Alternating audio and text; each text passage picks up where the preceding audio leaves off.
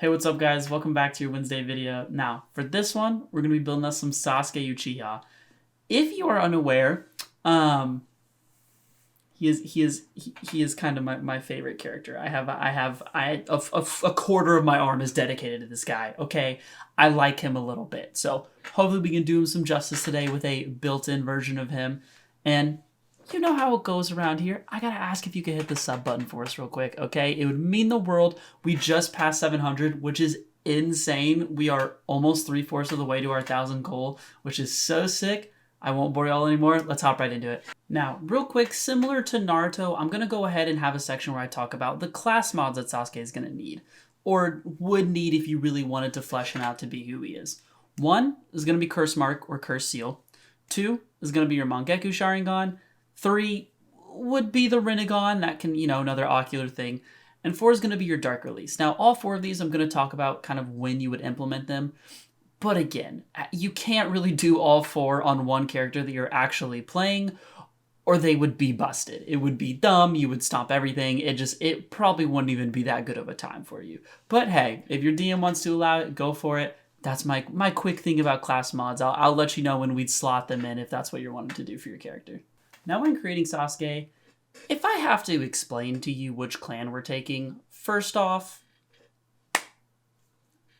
go watch Naruto. I'm not going to ask again. I'm not going to do it again, okay? I do this in every video and then I have to go on a little rant because I really like Naruto and it's a great show and I don't understand why you can just like the show. I don't get why you can't just you can just go watch it. But anyway, sorry, it's an Uchiha, if that wasn't clear. Now for the class. Honestly, there's quite a lot of ways you can do this, mainly because similar to Naruto, he's just an absolute machine by the end of the show, right? Like, he can do just about anything, so you could really probably make a fair argument for just about anything, but I decided to go with Ninjutsu Specialist. For one, I didn't want to just take the cop-out, scouting and, great at everything kind of answer, but 2, I really think this is where Sasuke shines. I mean, if you watch the show, that's what he's really, really good at, is throwing out things like carrying huge lightning Hichidoris all the time. Like, that's what he really focuses on. Doesn't do a lot of Genjutsu, doesn't do a lot of Taijutsu. He's typically not very sneaky and assassin-y. He's usually quite the opposite of that, so I really felt Ninjutsu Specialist was where Sasuke was going to shine here. Now we're going to go ahead and hop into ability scores, and let's do it one time for the one, you know what I'm saying? Oh, look at that, bro. It's so good, so clean, so crisp. Anyway, what we're going to do for ability scores, I debated this one a little bit, but for me, there were some obvious high ends and some obvious low ends, but it really depended on where you wanted to shift those. For our big 15 of our standard array, we're going to put that in intelligence. Because 1, Sasuke's pretty damn smart, all things considered. Now, he's not very wise, and he makes some dumb decisions based off emotions, but again, that has to do a lot more with wisdom. Intelligence-wise, he's really good at ninjutsu, tends to be pretty good with chakra control, just tends to be overall a very intelligent character when it comes to having certain abilities. It also leans into his ninjutsu a lot, so it makes sense both roleplay, storyline-wise, and then also just makes sense for the character. Now, to knock out what I feel are some obvious ones, I went ahead and put the 8 and the 10 as the wisdom and the charisma respectively. The reason being, as I said, Sasuke is really not all that wise. He needs a ton of guidance and is persuaded and deceived and just all throughout the show. Just people manipulate him and he really doesn't know how to make choices on his own a lot of times, at least the right choices, and just doesn't have a whole lot of experience for a lot of situations. So wisdom being lowest felt right. Secondly, charisma.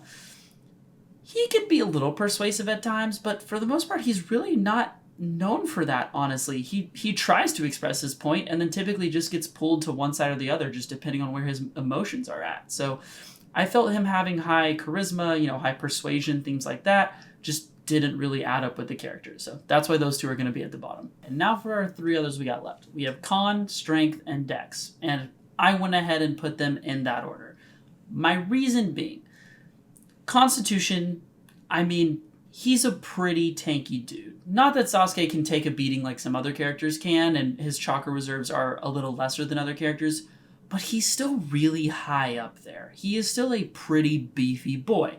And in all honesty, having a high con just made sense. It also made sense in my head that his strength and his dex also weren't super high. He's not known for being a very strong character, nor is he known for being very fast. He has his teleportation, which, helps him seem a lot faster than he is, but compared to a lot of other characters, he gets outspeeded, so to say, right? Naruto's going to go faster than him. A lot of the Raikage are going to go faster than him. Minato. A lot of your really peak speed characters are going to outclass Sasuke by a large margin. Same with strength. There's a ton of characters that just outclass him in strength by quite a large margin. I mean, even Sakura probably is stronger than him, objectively speaking. So that's why we went ahead and ranked these numbers where they are. Now for equipment. Let's remember that right now we're starting as level 1 Sasuke. So we're starting very early Naruto Sasuke. I went ahead and went with a kunai and a shuriken. Now, as much as I would love to give him his katana that he eventually uses in the show, there's a couple problems with that. One, it's just not an option because he only gets a simple weapon being a Ninjutsu Specialist.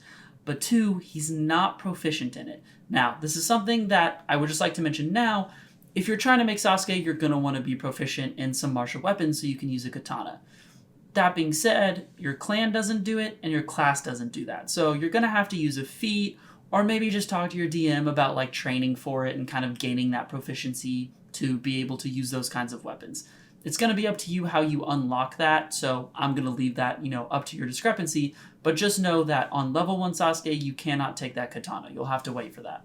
Now, as for jutsus, I'm sure I could go through and curate this perfect list of what Sasuke has, but he's really known early on in the show for just being an overall really, really good ninja and a very impressive ninja for his age. So he had plenty of tools in his arsenal that we probably didn't even technically get to see in the show.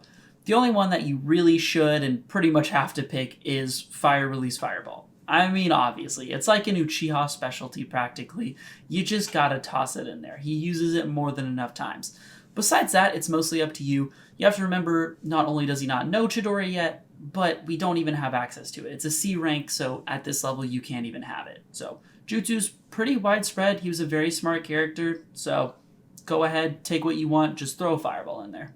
Now, for your Ninjutsu Focus, which is kind of like your subclass for Ninjutsu Specialist, you're going to go ahead and take Lightning Breaker. Why, you may ask? To get Lightning Release. Now, this is also going to be around the time that you would kind of earn the curse mark, around level 3-ish. Again, it's going to depend on your DM and your game, and maybe you don't earn it till later, maybe you start with it, whatever the case may be. But if you're following that Sasuke path and you're really trying to flow with the Sasuke life, in that situation, you're going to want to get it around level 3, which would be when you would take that certain Ninjutsu Focus. Now, once you start to hit levels 4 and 5, this would be about the time you might start to hit middle to end of OG Naruto to maybe early Shippuden. At this point, you'll finally hit C rank, so go ahead and get that Chidori. I know you're trying to put your lightning hand through someone's chest, and now you can finally do it. As for the ability score improvements, pretty much stick to the same thing we started with, right? Putting a lot of it into that intelligence to make your ninjutsu as powerful as possible, since, again, that's kind of Sasuke's focus. And for the most part, kind of just avoiding the charisma and avoiding the wisdom if you're really trying to play that Sasuke role.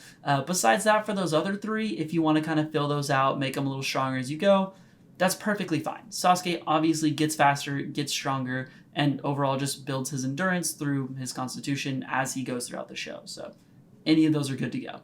So now we kind of make our way into Mid-Shippuden. And honestly, when it comes to characters, we've kind of set it up, and you just continue through. Sasuke just kind of keeps getting stronger, so you can really build him out how you want with different lightning and fire style jutsus. The important thing to note, as you get to this kind of mid-Shippuden level, maybe this is like, I don't know, we'll say like 10-11 type beat, you want to start thinking about your Mangekyou and or your Eternal Mangekyou. Again, like I said, class mods, talk to your DM, kind of decide in your head what you want to do, but this is going to be about the time you're going to start to get that. And boy, let me tell you, you get some Mangekyou Sharingan, it's going to get juicy, and it's going to get juicy quick. Now, getting into the home stretch here, once you start to hit like levels 15 and up, really, again, all you got to worry about is class mods, and that's going to be your Rinnegan and then your Dark Release. Again, very story-driven class mods. It's really going to depend on your DM as to what you can or cannot use. One thing of note, though, once you do hit level 17, you do unlock S-Rank Jutsu. Get you some Kirin in your life, okay? And yeah, we all know the scene where Sasuke almost ended the show on like episode 40-something or whatever it was. And guess what? You can end that shit right there, okay? Kirin goes crazy. I don't know if you've read it, but it has a 1-minute paralyze effect. I don't know if you've read Paralyze, but it's nuts. Anyway, Kiri's just insane. So slap that bad boy on Sasuke and go nuts. But anyway, so I can stop fanboying about Sasuke here. That's honestly about it. Sasuke's a pretty straightforward character, all things considered, and his path is fairly linear with not too much deviation of like you're kind of just following a pretty guided pathway. Per usual, I tried to leave Jutsus pretty open for you guys because, again, Sasuke's going to know a lot of Jutsus. You can do a lot of cool different things with that. And same thing for feats and things of that nature. It's all up to interpretation, right? There's so many different ones that you could do that would all logically make sense.